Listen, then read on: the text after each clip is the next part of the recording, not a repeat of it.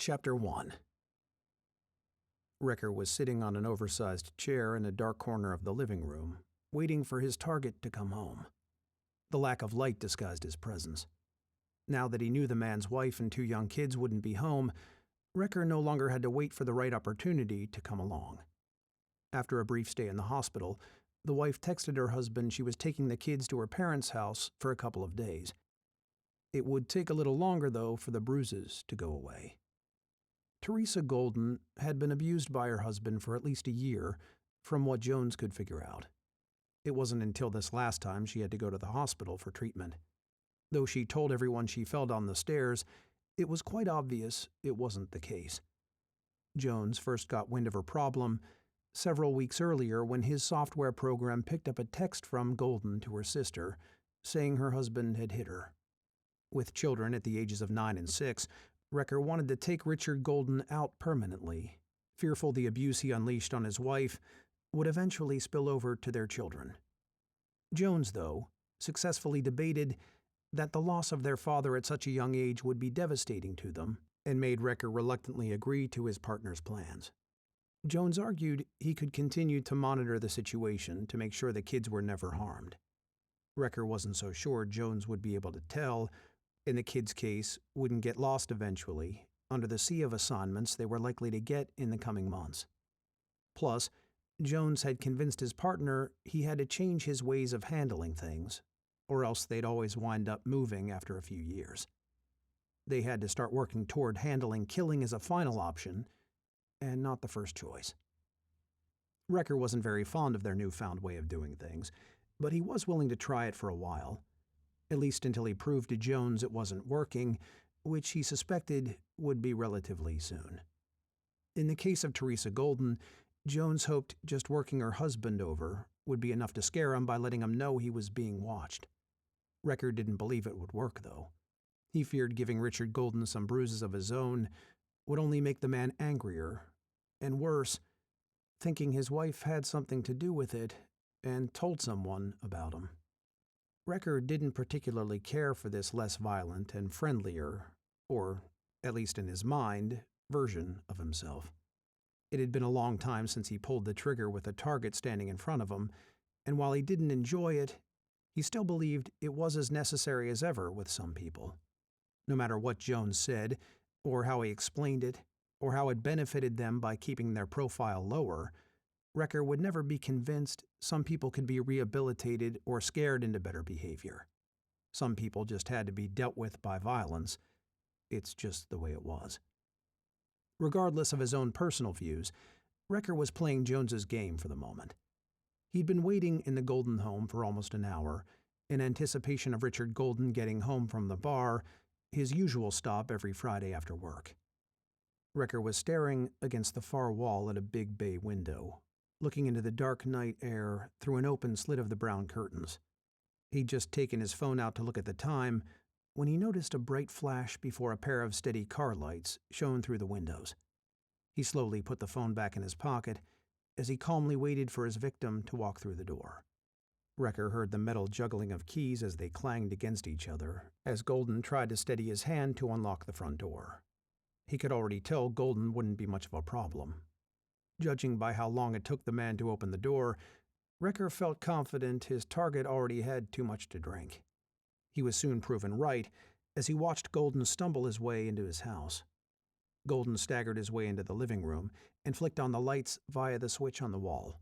He did a double take and took a step backward, not sure if he was seeing correctly or if he was more under the influence of alcohol than he thought. He shook his head to shake off the effects of the booze, as if it would suddenly make the man sitting in his living room go away. Once Golden realized his vision wasn't going away, he wiped the sweat from his hands off on his shirt, then his pants. He moved slightly to his right as he steadied himself on the back of a nearby chair, looking uncomfortable in the presence of a stranger in his home. "Who the hell are you?" I'm just a concerned citizen," Wrecker said. "Get out of my house before I call the police." "I think that would be a mistake on your part. Or, if you'd like, we can wait until they get here and we can exchange stories. You can tell them how I broke into your house, I can tell them how much you've beaten up on your wife over the past few months, including her hospital trip yesterday." Golden looked stunned that his visitor knew about his misdeeds. "So who are you, and what do you want?" "I told you. I'm just a concerned third party," Recker said. "Did my wife put you up to this?" "No. I come from an organization that oversees matters like this. We watch from a distance," Recker said, standing up. As Golden watched his visitor get up from his chair, a lump went down his throat in anticipation of what the man might do to him. Recker never had a pleasant look on his face when he was on an assignment, and he looked even more intimidating to someone whose mind was in a haze.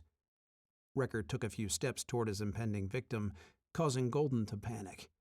He ran back into the hallway, racing up the steps to get to his son's room, though in his condition, it was more like stumbling up the stairs. Recker followed his target, though in no apparent hurry to inflict the damage he was about to unleash. He slowly and methodically walked up the stairs, knowing Golden wasn't in a state where he could easily slip away from him. And Recker wouldn't have even feared him if Golden's mind was clear, let alone in the alcohol-infested haze he was in. But even though Recker didn't fear the man, it didn't mean he wasn't alert. Anybody could get in a lucky shot if he wasn't being careful, or took his opponent for granted. As Recker reached the top step, he was bracing himself for a surprise attack. As soon as both feet were on the second floor, he looked in both directions, not sure which way Golden went. As he looked to his right, he saw movement out of the corner of his eye. It was almost like a blur coming toward him, though Recker ducked just in time as he saw the baseball bat swinging at him. The bat shattered pieces of the corner of the drywall, plaster falling onto the floor. Once Recker rose up after the bat whiffed past him, he countered Golden's assault with a thunderous left hand across the cheek of the drunken man's face. Hurt from the blow, Golden staggered into the wall, unable to counter with an offensive of his own. With his target seemingly stuck to the wall, Recker moved in and alternated between his right and left hand across both sides of Golden's face in a furious fashion. Once Golden put his hands up to guard the onslaught across his face, Recker turned his attention a little lower. He gave Golden a few shots to his midsection, knocking the wind out of him and causing him to hunch over. As his victim crossed his arms and clutched at his stomach, Recker looked down and saw the baseball bat lying there. He picked up the wooden weapon with his left hand and then cocked his right hand in order to deliver a vicious uppercut to Golden's jaw. The back of Golden's head smacked into the wall, putting a slight indentation into the drywall and giving him an even bigger headache. As he put his hands against his chin, Recker grabbed the handle of the bat with both hands and swung at Golden's stomach. The man instantly fell to his knees as he struggled to breathe, feeling his ribs crushed by the blow. As Golden was on the ground on all fours, he began spitting out blood as he gasped for air.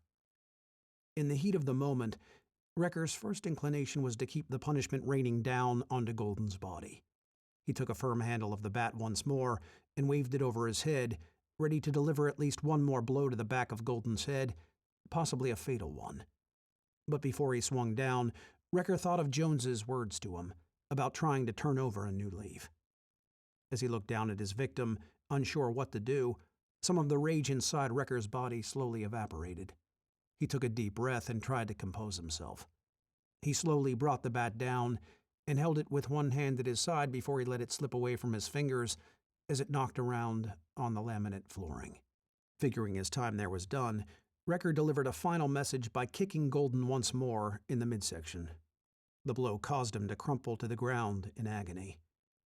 As he lay there on the floor, writhing in pain, moaning against the coughing and blood spitting, Recker squatted to give him some lasting words to remember him by.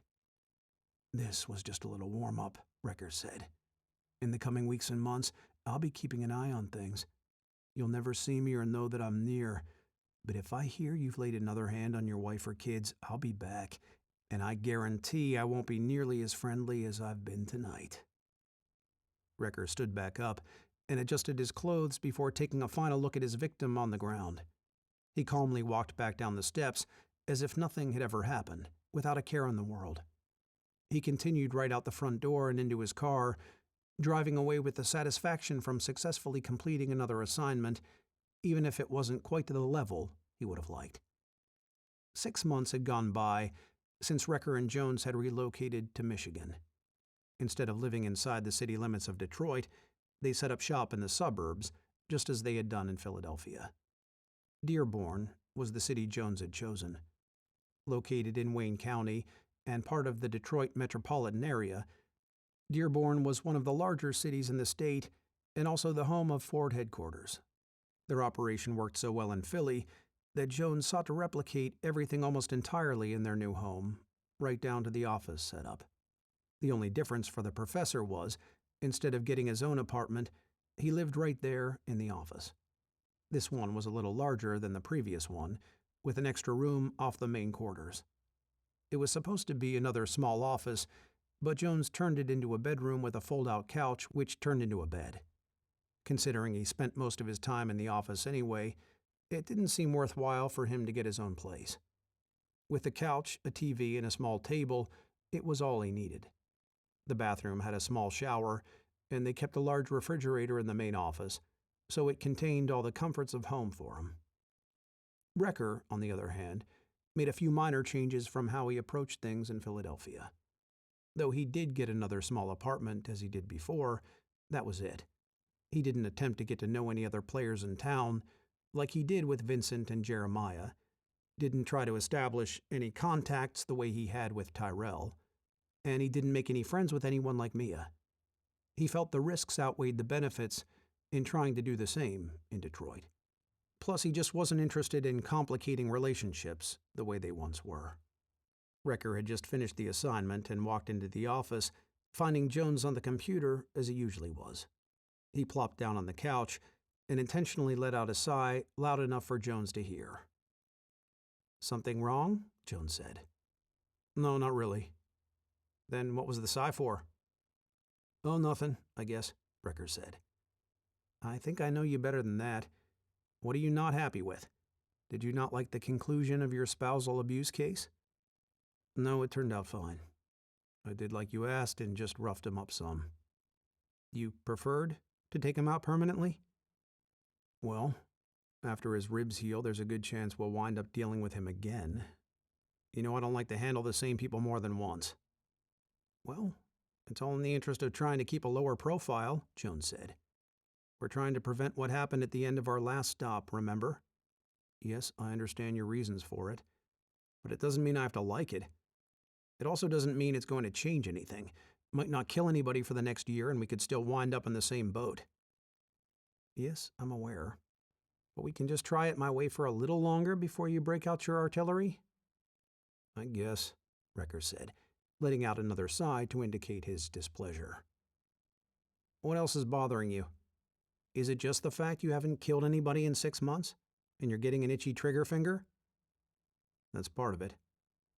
"Is killing really so much ingrained in your soul that you can't find another way to settle things?" Jones said.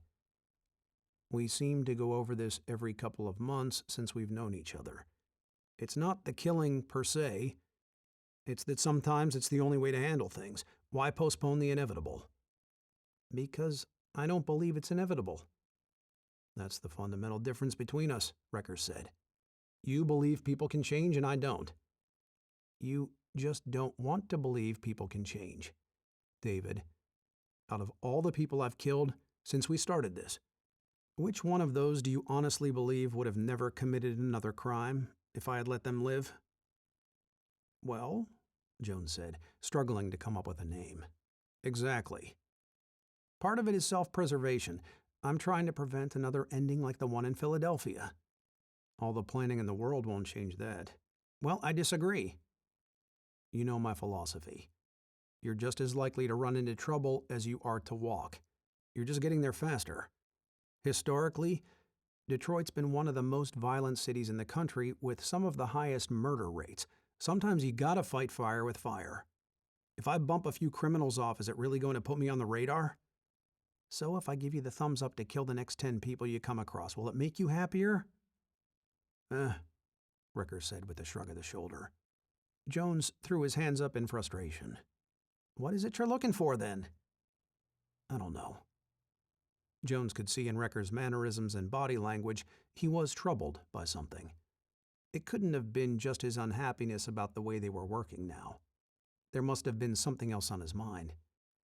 After a few minutes of silence, Jones thought he might have come up with a solution. Wrecker hadn't spoken of Mia in about 3 months. Jones figured his friend might have been missing her. "Is it Mia?" "What?" Wrecker said. "When was the last time you spoke with her?" "A few months, I guess." "Is that why you're unhappy?" "I didn't say I was unhappy." "You didn't have to. It's written on your face," Jones said. "Oh. So?" In prior years, Wrecker might not have been so forthcoming and honest in his answers.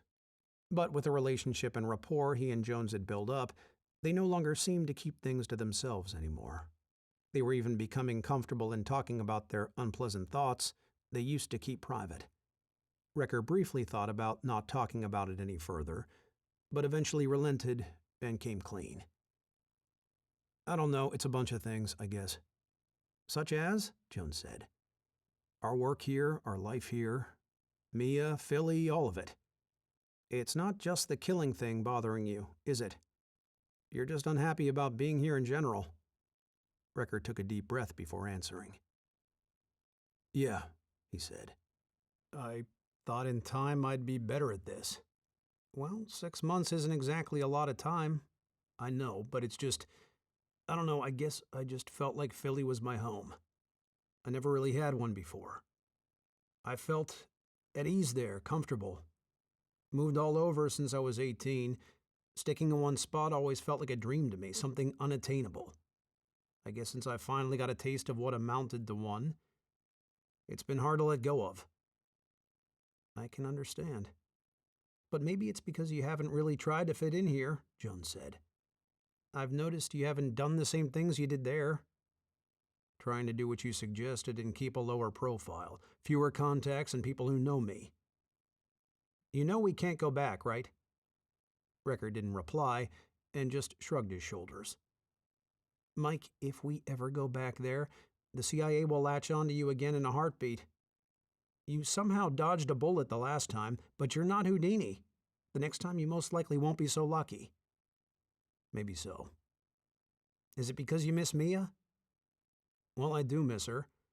But as far as I know, she's still with, what's his name? Josh." "Yeah." "So why haven't you established contacts here like you did in Philadelphia?" "To try and avoid the personal entanglements," Wrecker said. "Well, I can understand such an approach in terms of pretty female friends, but what about people like Tyrell, Vincent, Jeremiah? You haven't met any of those types here." "I don't know.